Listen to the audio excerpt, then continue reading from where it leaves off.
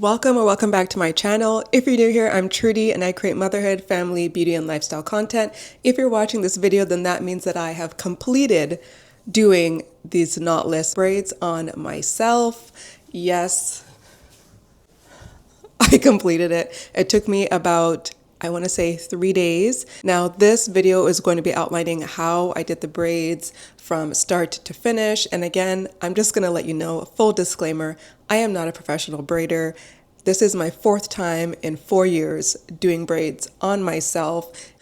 Also, another disclaimer before we get into it is that I realize that I am a overhand braider. I am not an underhand braider, and that is very specific to this video and the techniques that I used for doing my braids. And let's get right into this video. Don't forget to hit the subscribe button and like this video if you found it to be helpful and encouraging to you.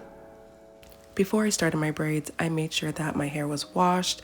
I shampooed my hair twice. I did a conditioner as well as a deep conditioner. I made sure that I was very thorough and I cleaned my scalp, I cleaned my hair, and I also made sure my hair was detangled and ready to be blow dried.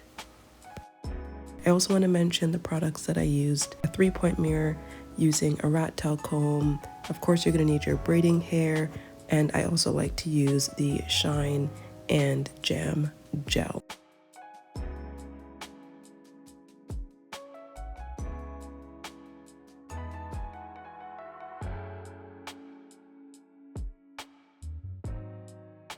This is my first time using this 3-point mirror. I found it to be very helpful in doing my parting. Best way to use this mirror when you're looking on the right side, it's for the left side of your head, and if you're looking on the left panel, it is for the right side of my head. So as you can see here, I've already parted out my hair. I decided to part it into 3 different sections, and this is the size that I am going for. As you can see with this close-up, I am doing overhand braiding, okay? Overhand braiding, and I'll show you a couple of techniques that I use. This is one of the techniques that I used for my braiding style. Parting my hair into 3, I slowed this down for you, and I like to place my braiding hair in 2 different sections. Your first overlapping section is going to be just your hair, and the way that I do my overhand braiding is that the 2 sections that are on the end will always be going to the center. I hope that makes sense, and I hope the video here is making sense for you guys. If you have any comments, leave them below. This is one of the techniques that I use for my braiding, and then I feed in the hair. I try to do most of the adding at the beginning because I don't want to be adding extra hair towards the end of the braid.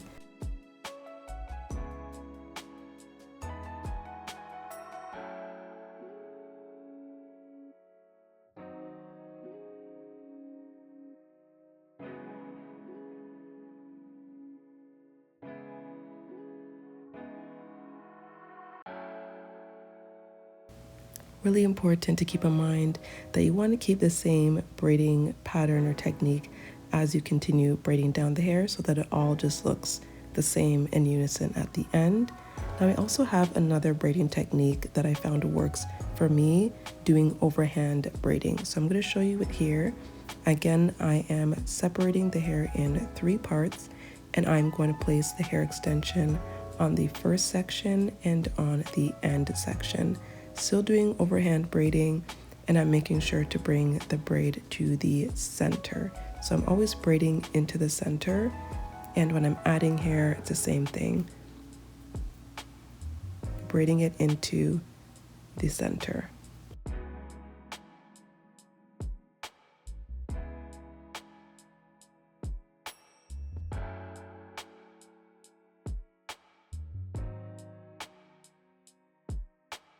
I also find that adding some of the gel just helps me grip the hair a little bit better and just keeps all the extra strands away.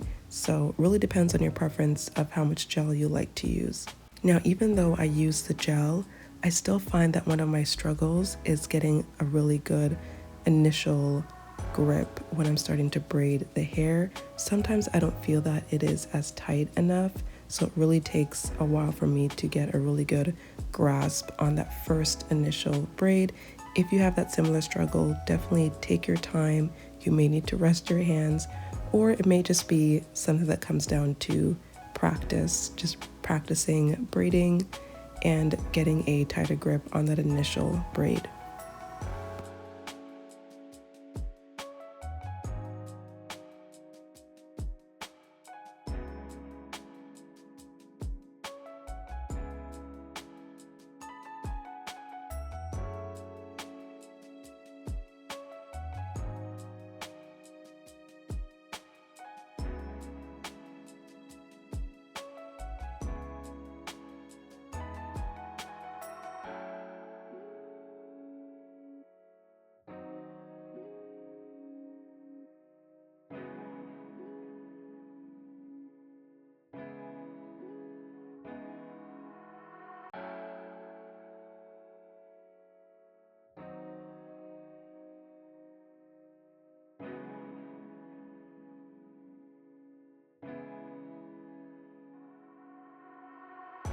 Now, I may have mentioned this before, but I'm going to mention it again. Really important to know how many pieces you are putting in each braid, because I realized this at the end that some of the braids were way too long and I had to end up cutting the hair. You will see it at the end result. So really pay attention to how many sections you are putting into each braid so that you know how long the hair is going to be, or you know your desired length. And this is also just like another video showing how I do the back of my head, which is the most challenging part to braid yourself. And I honestly was just doing it by feel and looking in the mirror. I was using both techniques. It really just came down to if I could get a really good grasp, then I would continue with that technique, because the back was really challenging. I just tried to take my time and give myself some breaks because my hands and my arms were tired. The back of the head is the most challenging part, so give yourself grace. Give yourself grace because it might look a little messed up, but if it's your first couple of times, again, practice, consistency, you will get better with time. I promise you.